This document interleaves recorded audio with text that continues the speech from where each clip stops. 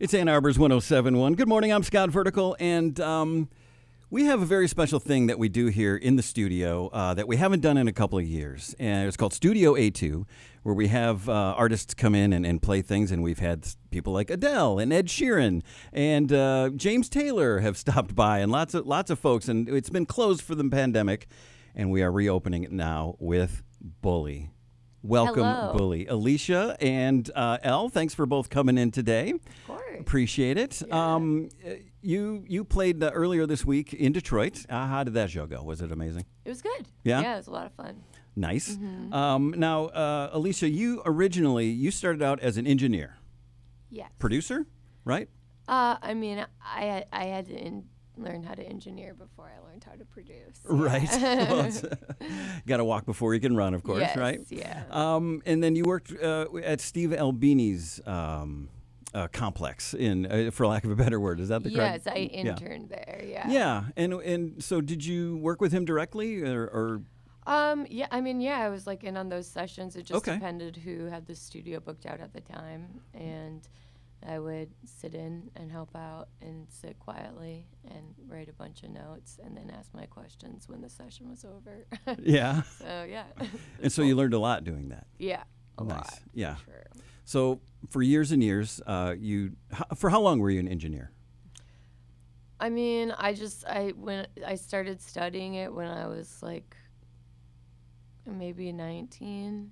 Okay. I did it at the same time as I started playing guitar and writing. Gotcha. Yeah, they were both happening parallel to each other. All right. And then, so were you in the studio and were you being inspired by the folks that were coming in, or was it just you already had this drive to do your own music? Yeah, they gave me a lot of like, they allowed me a lot of tools, I feel like, to do what I wanted. They just kind of trusted me and gave me the keys. So anytime a session was done, I was like, welcome to go and play in the studio and like mess around with the tape machines. Sure. So yeah, I mean that was like where I wrote some of the first Bully stuff, was just after hours there. And then you put the band together after that, right? So you assembled Bully. Yes, Bully's a solo project. Okay. Yeah. Oh, I see. All right. Yeah, So and it's always been, but for some reason I'm constantly like, yes. yeah. Well, after the millions of people hear this interview, the record shall be corrected. So Bully, you have we've been playing your song "Lose You," which is a collaboration with Soccer Mommy. Yes.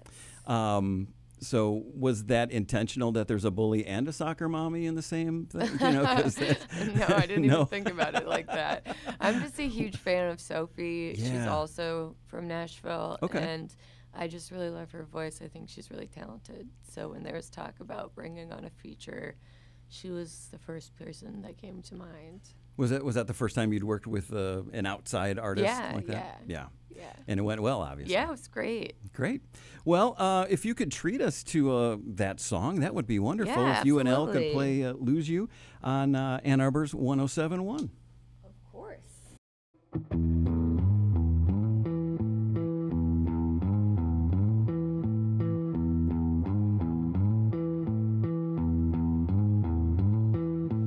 Time's just so useless, measurement of pain. You can take all the time in the world, things won't ever be the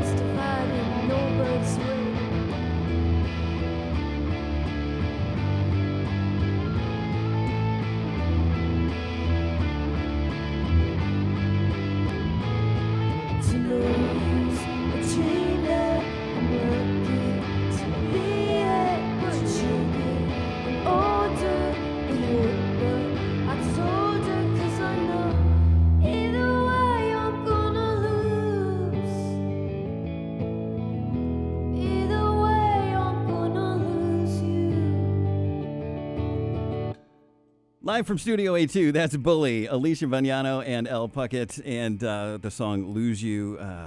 Thanks.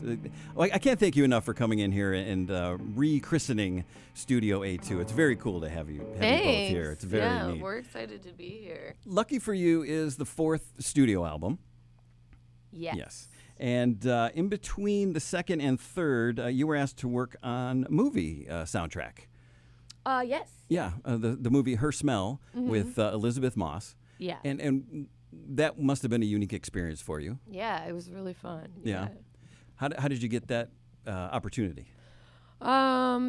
Somebody just recommended me to the director. Yeah. And he reached out, and yeah, so I got it. Sometimes it's just that easy, isn't it? I mean, I think I worked really hard to get to a place where I was recommended for something like that. It's a nice, that's a nice feeling. It's a nice feeling.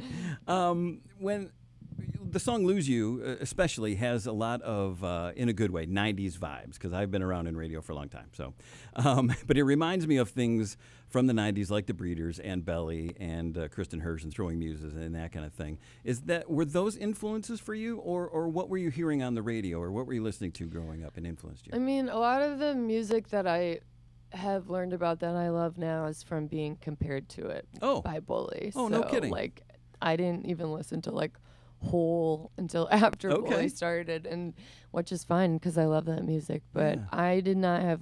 I wasn't cool. I just like listened to the radio. I feel like all these people are like, my dad showed me these punk tapes, or my brother, or whatever, and I'm just like, no, I was just a loser from Rosemont, Minnesota. But at that time, I mean, there was like Alanis Morissette, Cheryl McLaughlin, Jewel. You know, there was some like pretty cool Lilith Fair type things going on. Absolutely. I have like a vivid memory of being like, I think I was maybe 7, and I was in the back of my parents' van, and Sarah McLachlan's Arms of an Angel came on, and I was just like tearing up out the window, and I was like, can we please turn it off? It's too much. Just like crying for it to be turned off. Oh no. So yeah, I guess I was just really connecting with it. I guess so. Because I mean, and honestly, I mean, it doesn't sound like a Sarah McLachlan sound. So obviously, she had influenced you behind. Emotionally, perhaps. Emotionally, yeah. Because you write about a lot of serious topics and deep topics, you know, that a lot of folks avoid, I feel like, in their songs, you know. And I know that it can be difficult to let those feelings out into the public. Did that take effort, or was that a natural thing for you? I mean, it was definitely awkward at first, because one of the first songs that I put out was Trying, and it was like the first time I talked about my sexuality and mentioned like talking about getting my period. And so it was just very nerve-wracking, because it's actually the most nerve-wracking part is just like family hearing it, I feel like, and relatives hearing it, because it can be kind of awkward. Right. As far as like random strangers, I don't really care. It's really just the people that you know and have known forever, and how you're nervous about the way they're gonna possibly judge you after they hear it, or just make it awkward. But I feel like with writing, it's always just been an outlet for me. It's just like another form of therapy, and so I've never really done it without emotionally connecting to it. So I don't really know anything else. Gotcha. Yeah, I mean, for me, it's difficult to actually, it's taken me a long time, because like I said, I've been on the radio forever. And at first, when I'd first go on, I'd be just talking about surface things,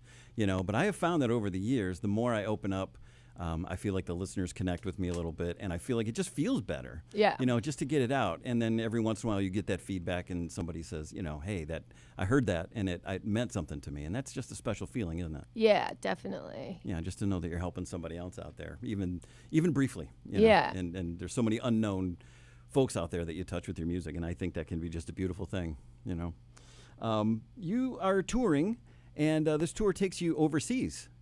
Yes. Have you been over there before? Well, I was over there, I think 2 months ago, and then so. I had to come home because of health reasons. But this is like my redemption tour back over there. It's really just a London residency. There's like 3 nights at 3 smaller little venues. And it'll be just Elle and I going over there. Oh, nice. And doing some, you know, duo type of stuff. So it'll be great. Yeah. So have you performed over there before? I have, but Do you- I haven't been over there. And like, aside from when I was just there, had been like 6 years. Oh, okay. Mm-hmm. Do you notice a big difference between bands in America, or I'm sorry, audiences in America and audiences overseas? Is it? I mean, everybody always talks about how in Germany they're like brutally honest. It's like this Right. kind of inside joke with musicians who go over there. But I'm not playing Germany. Oh. But, so I don't have to worry about that. I feel like London is. I don't think it's so much that I get nervous about the audiences Yeah. as much as I get nervous about doing things solo because I never want to let anyone down. And the Bully records are so noisy and there's so much going on. I always have this fear that they're going to be bummed out if I'm doing it solo. But I think that